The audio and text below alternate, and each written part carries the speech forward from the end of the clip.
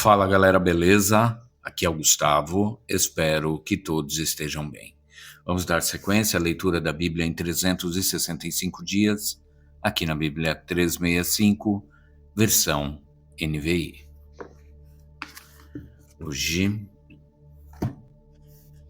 leitura do dia 31 de outubro, leitura de número 304.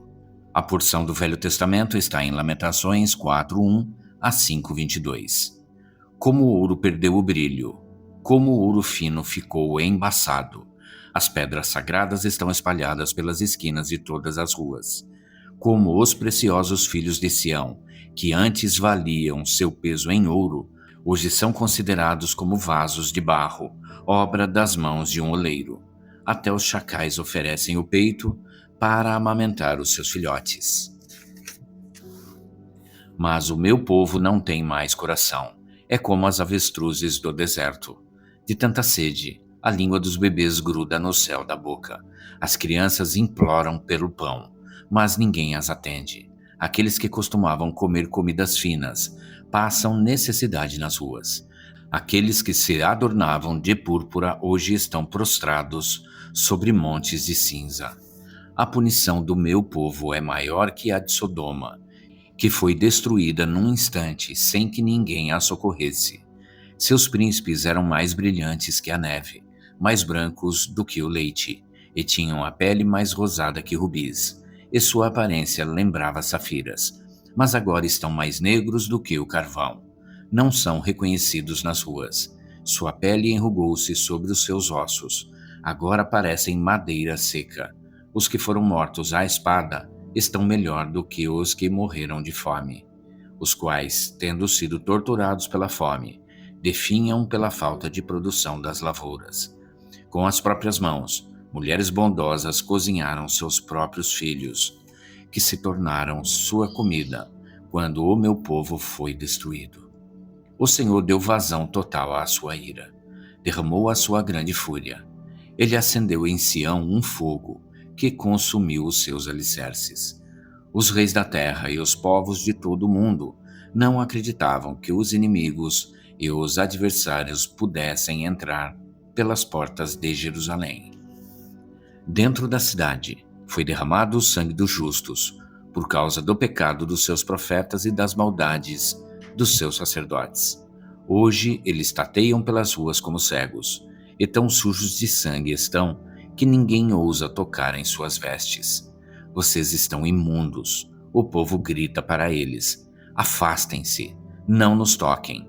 Quando eles fogem e andam errantes, os povos das outras nações dizem: aqui eles não podem habitar.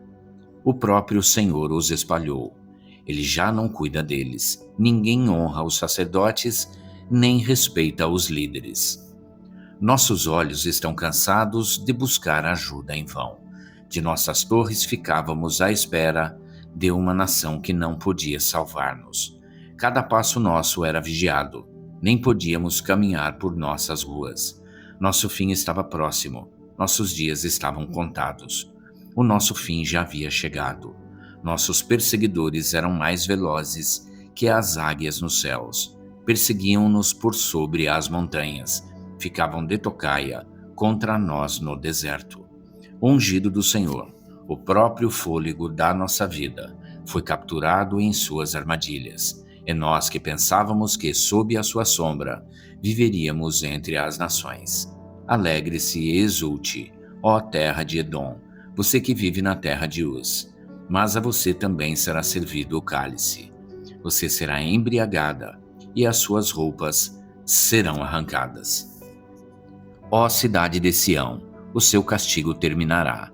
O Senhor não prolongará o seu exílio. Mas você, ó terra de Edom, ele punirá o seu pecado e porá à mostra a sua perversidade. Lembra-te, Senhor, do que tem acontecido conosco. Olha e vê a nossa desgraça. Nossa herança foi entregue aos estranhos, nossas casas aos estrangeiros.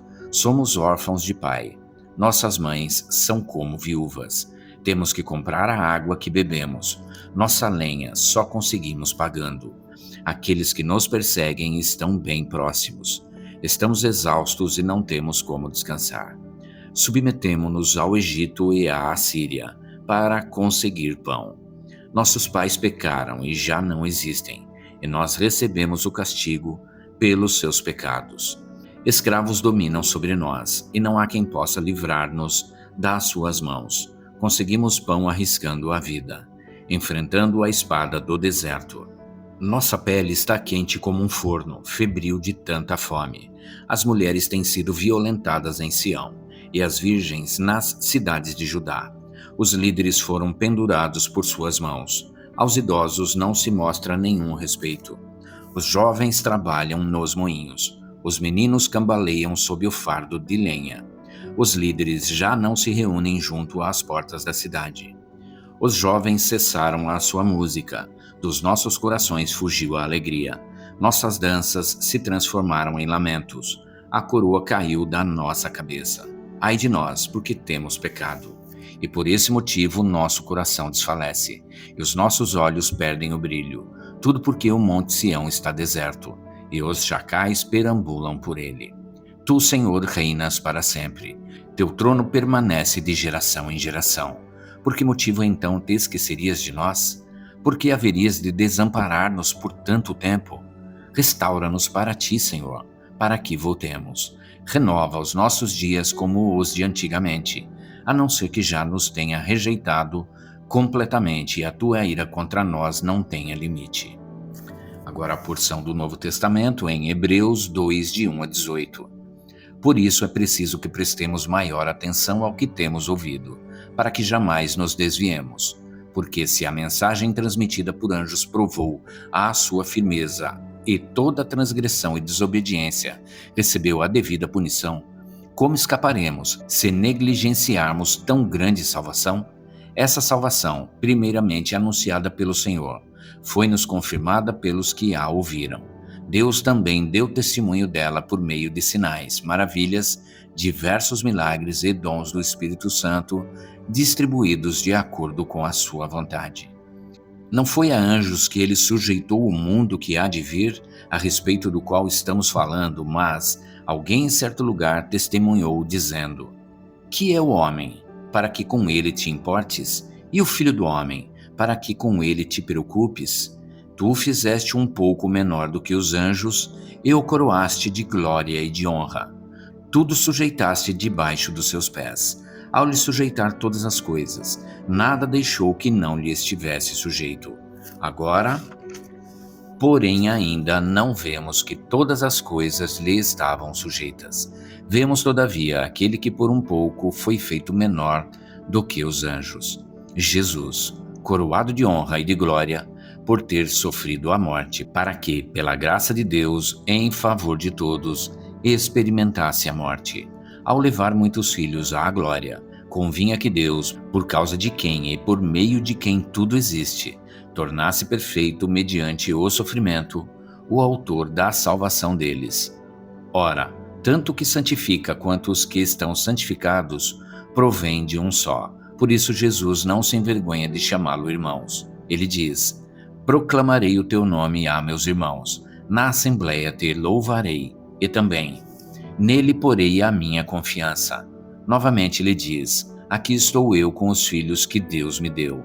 Portanto, visto que os filhos são pessoas de carne e sangue, ele também participou dessa condição humana, para que, por sua morte, derrotasse aquele que tem o poder da morte, isto é, o diabo, e libertasse aqueles que durante toda a vida estiveram escravizados pelo medo da morte. Pois é claro que não é a anjos que ele ajuda, mas aos descendentes de Abraão. Por essa razão, era necessário que ele se tornasse semelhante a seus irmãos em todos os aspectos, para se tornar sumo sacerdote misericordioso e fiel com relação a Deus e fazer propiciação pelos pecados do povo. Porque, tendo em vista o que ele mesmo sofreu quando tentado, ele é capaz de socorrer aqueles que também estão sendo tentados. Agora a porção de Salmos 103, de 1 a 22. Davídico. Bendiga ao Senhor a minha alma. Bendiga ao Senhor todo o meu ser. Bendiga ao Senhor a minha alma. Não esqueça nenhuma de suas bênçãos. É Ele que perdoa todos os seus pecados e cura todas as suas doenças. que resgata a sua vida da sepultura e o coroa de bondade e compaixão, que enche de bens a sua existência, de modo que a sua juventude se renova como a águia. O Senhor faz justiça e defende a causa dos oprimidos. Ele manifestou os seus caminhos a Moisés, os seus feitos aos israelitas. O Senhor é compassivo e misericordioso, muito paciente e cheio de amor. Não acusa sem cessar, nem fica ressentido para sempre. Não nos trata conforme os nossos pecados, nem nos retribui conforme as nossas iniquidades. Pois como os céus se elevam acima da terra, assim é grande o seu amor para com os que o temem. E como o Oriente está longe do Ocidente, assim ele afasta para longe de nós as nossas transgressões. Como um pai tem compaixão de seus filhos, assim o Senhor tem compaixão dos que o temem, pois ele sabe do que somos formados. Lembra-se de como somos pó. A vida do homem é semelhante à relva. Ele floresce como a flor do campo, que se vai quando sopra o vento. Tampouco se sabe mais o lugar que ocupava. Mas o amor leal do Senhor, o seu amor eterno, está com os que o temem, e a sua justiça com os filhos dos seus filhos, com os que guardam a sua aliança e se lembram de obedecer aos seus preceitos. O Senhor estabeleceu o seu trono nos céus, e como rei domina sobre tudo o que existe. Bendigam o Senhor, vocês, seus anjos poderosos que obedecem à sua palavra. Bendigam o Senhor todos os seus exércitos, vocês, seus servos que cumprem a sua vontade. Bendigam o Senhor todas as suas obras em todos os lugares do seu domínio. Bendiga o Senhor a minha alma. Agora a porção de Provérbios em 26, 23. Como uma camada de esmalte sobre um vaso de barro, os lábios amistosos podem ocultar um coração mau. Até aqui. E é isso, gente. Chegamos ao final da leitura do dia 31 de outubro, leitura de número 304. E amanhã a gente retorna para a sequência desta leitura. Espero que todos tenham uma excelente tarde e que Deus abençoe a vida de cada um de vocês.